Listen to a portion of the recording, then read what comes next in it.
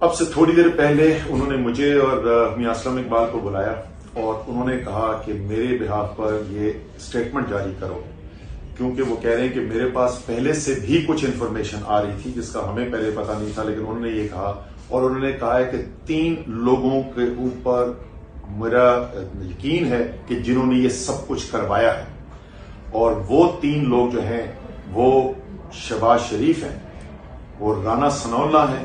اور وہ major general Faisal ہیں۔ یہ انہوں نے کہا کہ میرے پاس یہ انفارمیشن پہلے آ رہی تھی جس کی بنیاد کے اوپر میں یہ کہہ رہا ہوں کہ یہ جو قاتلانہ حملہ کروایا گیا یہ ان لوگوں نے کروایا ہے،